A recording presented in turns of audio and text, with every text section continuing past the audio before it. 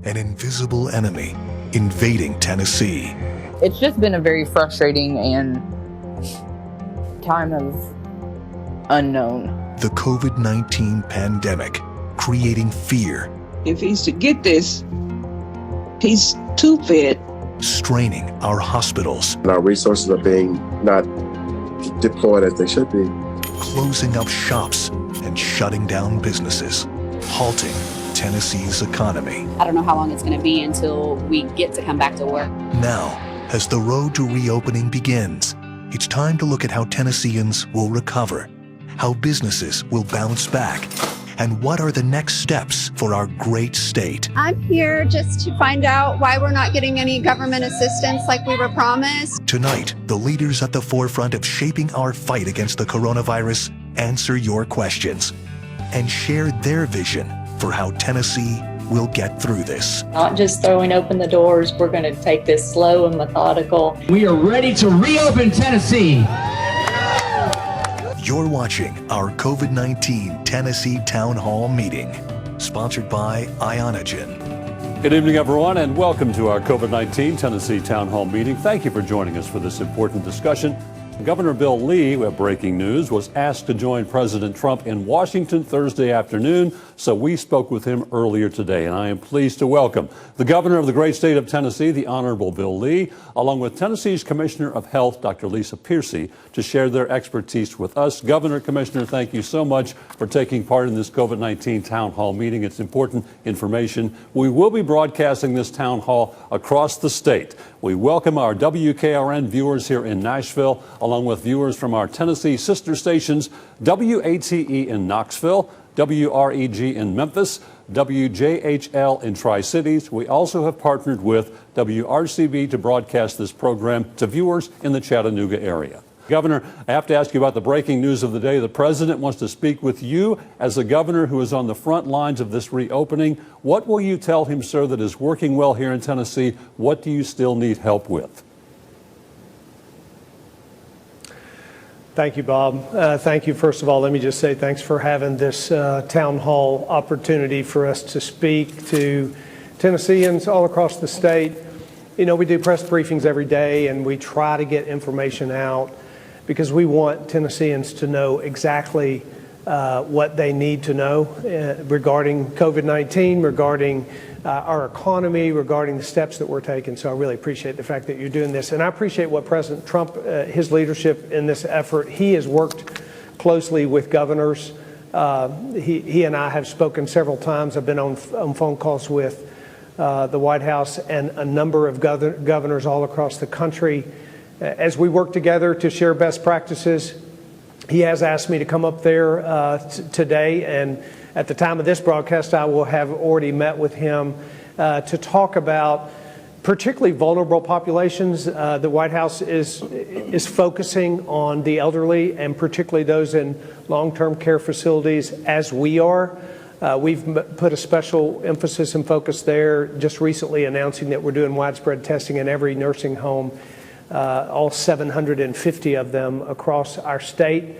The White House wants to talk about that with us and to talk about the efforts nationally that we can make to protect the vulnerable. So I'm honored to be asked to be there, but most grateful to be able to talk with him and other leaders across the country about how we can protect the elderly in particular. We'll be taking questions, Governor, from viewers across the state a little later. I want to begin, though, with the rationale for reopening Tennessee. You heard all the loud voices, those who never wanted the state to shut down, those who wanted to reopen much sooner, and now those who say it's simply too soon to open. For both of you, what was the statistic, the finding, the metric that says now is the time that you feel that Tennessee can reopen and reopen safely? Governor, let's begin with you. I'm glad you asked about, what was the statistic. There's not one statistic that makes that decision. Bob, this has been an incredible season, certainly historic. I like to say Tennesseans have been hard pressed on every side, but we're not crushed. We are resilient as a people. We followed information and data through the decisions to close certain businesses and to get in the closing down process. And then we followed that same information and data in the decision to begin to crack the door, to open our economy back up. A couple of those points, and Dr. Piercy can elaborate on those, are downward trajectory of positive cases, a downward trajectory in what we call the positivity rate, the stabilization of our healthcare system, the number of available hospital beds, the number of available ventilators, the capacity that we have to treat the sick. Those are all data points that have been important in this decision to crack the door open. And the data point that 1 in 6 Tennesseans are not working. 400,000 Tennesseans unemployed as a result of COVID-19 and the impacts of that in our state. All of those factors have weighed into the decision to uphold the health and safety of Tennesseans first, but to begin to crack the door open to our economy to let Tennesseans go back to work. A very important decision for us. Governor, you've obviously done this before. Nice segue to Dr. Piercy from the health aspect. What was it that said, Dr. Piercy, we can do this and we can do this in a safe way? Yeah, we can. Thanks for having us today. You know, this is a new virus, and we're learning more about it every day. And especially for those of us in the healthcare field, but really for everybody, when you're dealing with something new, it can be intimidating. But I want to reassure you, infectious disease and even pandemics, those aren't new things for doctors and public health officials.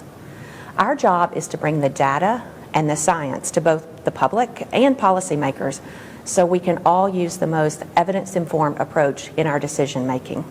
But most of all, our main job is to ensure that all Tennesseans, especially those that are most vulnerable, have access to the testing and the care they need so we can have the best possible outcomes.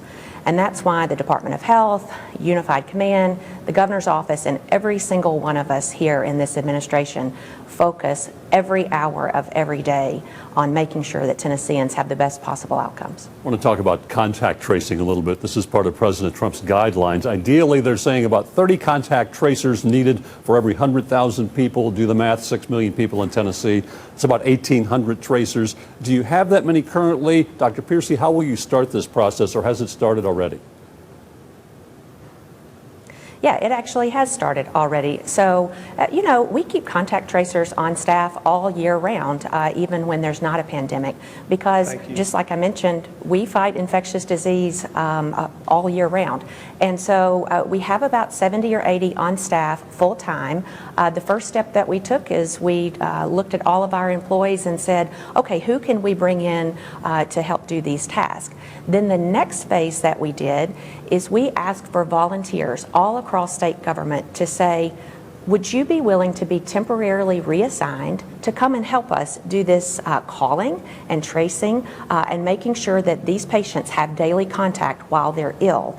And so we got about 230 additional folks to come over. They started last week, and they're calling patients probably as we speak right now and making sure that we're ramped up on those efforts. We're working another 2 courses of action to bring on additional cohorts of those contact tracers because if and when our cases grow, we are going to need more contact tracers, and so that's something we're pursuing actively. I want to talk to you about nursing homes now. Long-term care facilities are proving to be hotbeds for COVID-19, accounting for more than 470 cases, at least 44 deaths. On Wednesday, you did announce a plan to push forward widespread testing of these facilities. Dr. Piercy, again, how is that going to begin, and how will this help if there's a future outbreak in these cases in regards to containment, those kinds of things? As the governor mentioned earlier, the elderly, and particularly those in nursing homes, are the most vulnerable population in Tennessee. And one death is one death too many. Unfortunately, sometimes even when facilities do everything right, they still have an infection that gets into their facility. And because the older folks can be more immunocompromised, their immune systems can be weaker than younger, healthier people, they tend to get the disease more often. And something that we found interesting is that they actually seem to be asymptomatic longer or pre-symptomatic, which means they can look well but actually have the disease that doesn't show up until later. So when there is a case in a nursing home, we get in there, we work with them both on-site, over the phone, and through technology to make sure that they can mitigate and contain in order to lessen the number of cases that they have. And then, as you referenced, we did announce yesterday that we are launching a mass widespread testing effort in all of our long-term care facilities to test all of the residents and staff across the 700 plus facilities we have in the state. That is a huge undertaking, and it's going to take us several weeks to get through that. Governor's Dr. Piercy said this is a vulnerable population, and it's never an easy decision, but should it have been a sooner decision to maybe lock these down to stop visitations taking place now that we're seeing what happens inside and how quickly it does spread? You know, we in January started notifying nursing home facilities about coronavirus. I actually had met with the CDC in January about this before really we knew the extent to which this would be a problem. We knew it was potentially a problem, but no one knew how great an issue it would be. So we started early with our nursing homes, and we made a decision actually before the CDC recommended limiting visitation to nursing homes. We made that decision early because we knew that this was the most vulnerable group. You know, I talked to Dr. Piercy early and said, we want to make decisions in this state around the elderly and around long-term care facilities based on the concept that, or the idea that what if my mother, I have an 86-year-old mother, what if she were in that long-term care facility? What would I want us to do as a state? We talked about that weeks ago before we started the real, intensified efforts. One of the challenges, of course, that the entire country faced was because of the rapid spread of this across the country, the amount of testing that was available 3, 4, 5 weeks ago was substantively different than the testing that's available today. The possibility of testing every worker in every nursing home 4 or 5 weeks ago, that was not a possibility for our state because of the limited resources we had from a testing standpoint. Governor, another topic that affects many, many Tennesseans who are watching this today, the cancellation of schools. It is done for this year. Fall will be here before we know it. A viewer sent a question to our sister station, WJHL, asking if you are getting ready to implement any kind of homeschooling scenario for the upcoming school year. Also, have you developed yet or working on guidance for districts on social distancing, how to keep students and staff health? Do you believe classes will be able to go back in full session this fall? Governor? Well, do I believe classes will go back in the fall? I certainly hope so.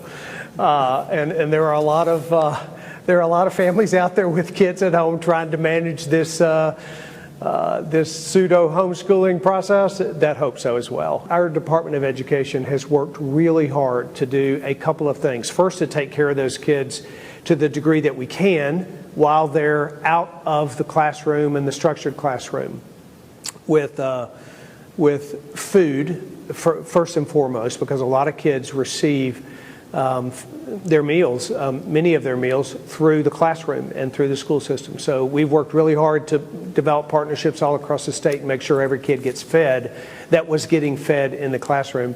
But secondly, not just to take care physically of kids, but to continue the educational process forward. And Penny Schwinn, who is our Commissioner of Education, has worked tirelessly and relentlessly with districts all across the state to create distance learning where possible. So to have online learning for students. I know my own grandson, who's in the public school system here in Davidson County, yesterday my wife went to pick up the grandkids, and he couldn't be picked up at the time because he was doing a Zoom conference with his teacher and working out problems online. That's happening in districts all across the state. But there are also kids who don't have the kind of technology that can, for whom that can happen. So there are learning packets that families are picking up.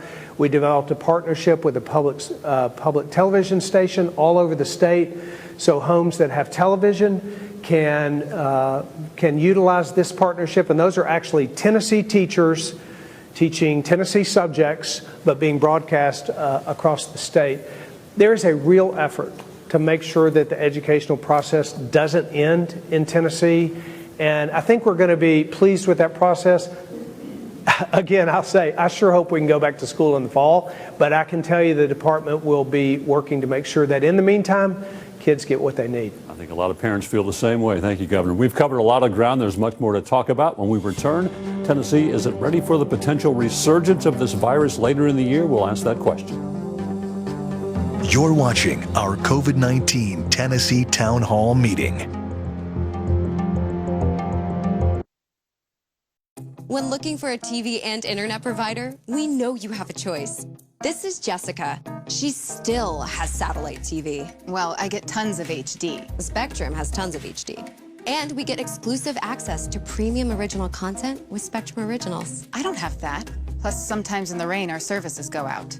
Because of the dish on your roof? Get Spectrum TV from $44.99 a month. Call 833-916-4499. And Spectrum Internet starts at 100 megabits with no data caps and a free modem. We have to get internet from another company, and it isn't nearly as fast. Spectrum Internet, $44.99 a month. I'd switch, but I'm stuck in a contract and would have to pay up to $480 to cancel. Spectrum has no contracts, and they'll pay up to $500 to help you out of yours.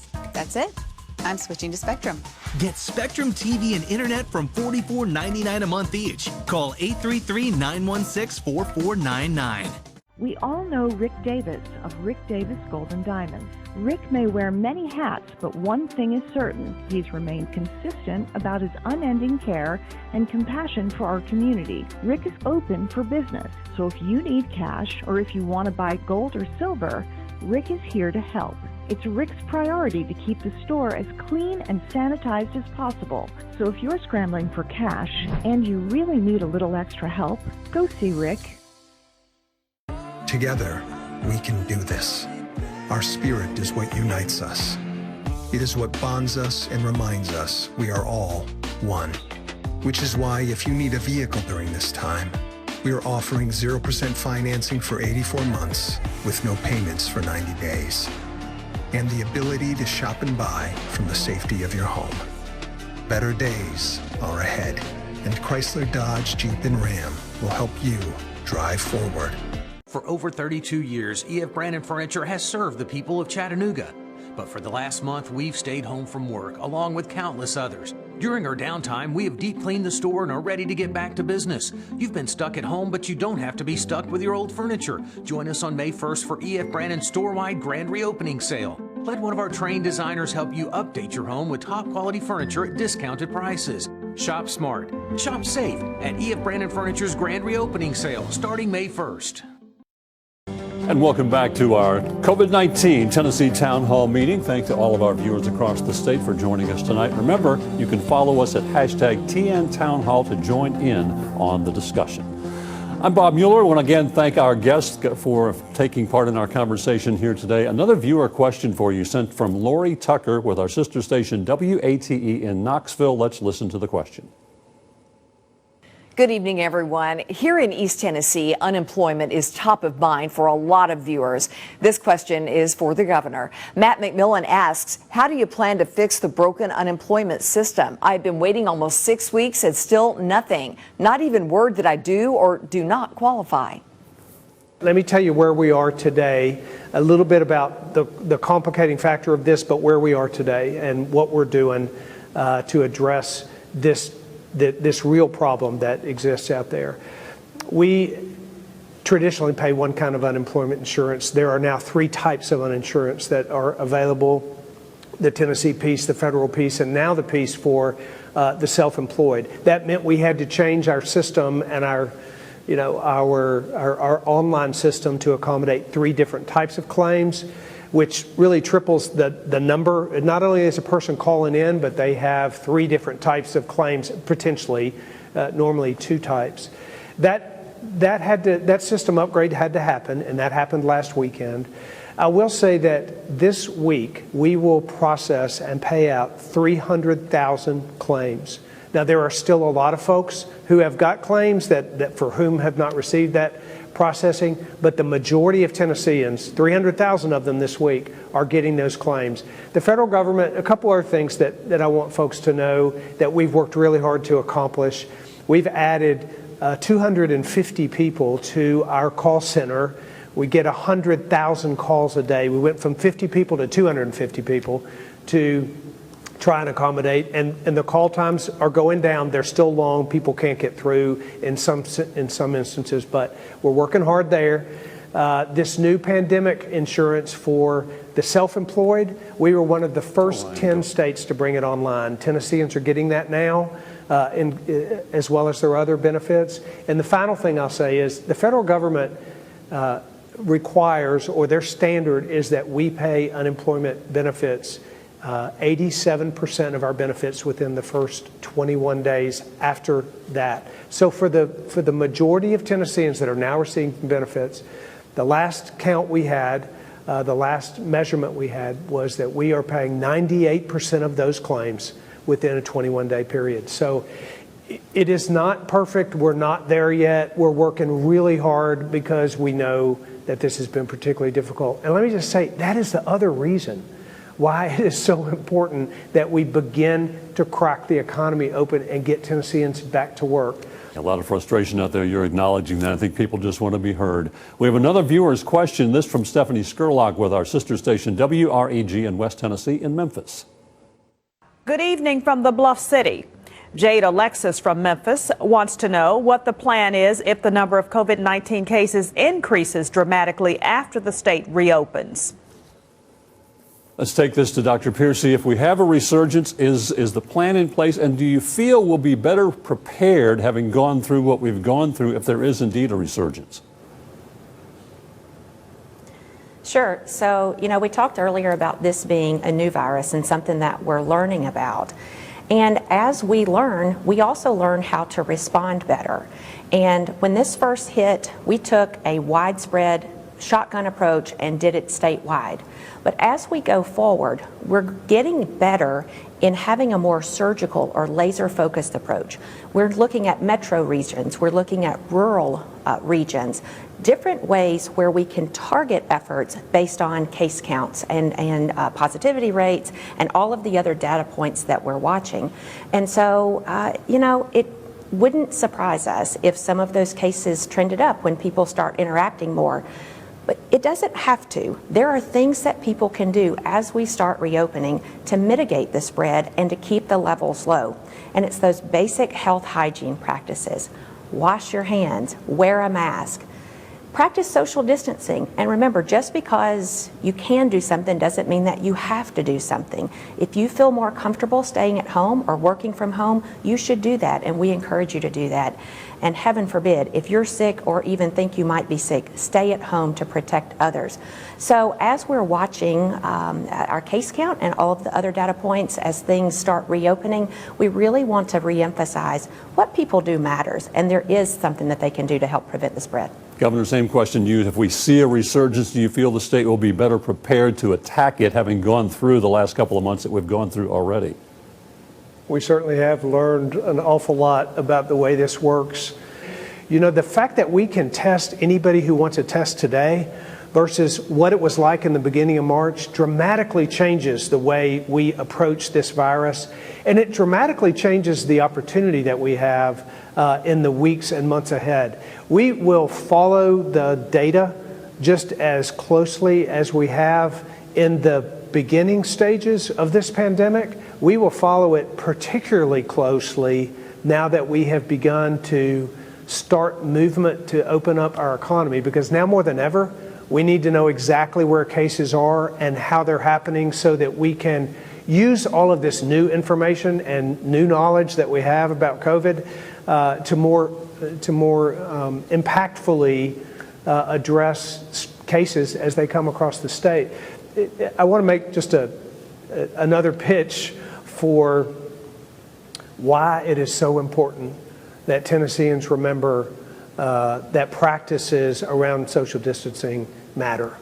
There is a reason that when the virus moved through our state, it did so in a way that did not surge through our healthcare system. It didn't meet the levels that it could have reached had we not done the things that we needed to do. And let me just say to Tennesseans, you did what we asked you to do. And incredibly socially distanced by staying home and by, taking care of your kids and by staying away from the nursing homes and the elderly. You have done the things that have slowed the spread of this disease. Now that we're beginning to open our economy back up, we have to double down on those efforts because we want to continue to be able to move forward in this, but to do so, we have to stay committed to this, to the very things that got us in a place where we could begin to open our economy. We will watch what happens going forward. We will make adjustments as necessary. We will always keep the health and safety of Tennesseans at the top of the list as we make decisions, and we believe and are certain that we can do so and yet start this process at the same time. I have a ton more questions, but sadly we're running out of time. I'd like to get some final thoughts as we begin this process really wholeheartedly with reopening the state and trying to do it safely. Dr. Piercy, I'd like to start with you. Thank you, and thanks again for having us today. This whole situation reminds me of the mission of the Tennessee Department of Health, which is to protect, promote, and improve the health and prosperity of people in Tennessee. We know that there is an economic link to health, and we also know there's a physical well-being component as well. And so that's what we're trying to do. We're trying to balance the physical health and the economic health to have the best possible outcomes for Tennesseans. We've been working really hard at it, and we're going to continue doing that in the weeks and months ahead. Thank you, Dr. Piercy. Governor Lee? And I want to say this. We are doing everything that we believe is humanly possible to make sure and navigate through this crisis in a way that has the best outcomes for Tennessee. So as we work, we're asking you to continue to work. Stay committed to the things that you have committed to, and we will, in fact, get through this. And Bob, I'm oftentimes asking folks to pray.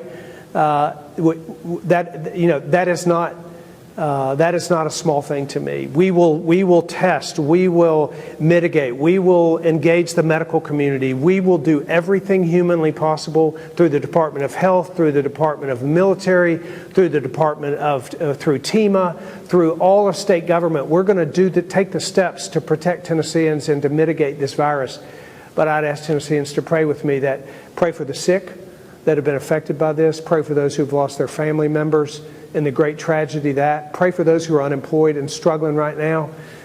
Pray for those who have all the challenges forward, and pray that we have favor on our state as we navigate through this forward for those your leaders all across the state that are making decisions. I'm grateful for Tennesseans.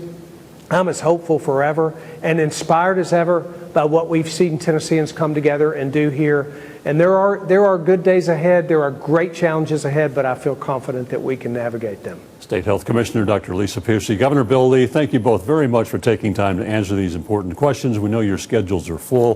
Thank all of you at home for joining us tonight. For now, I'm Bob Mueller here at WKRN in Nashville, and you have a great night.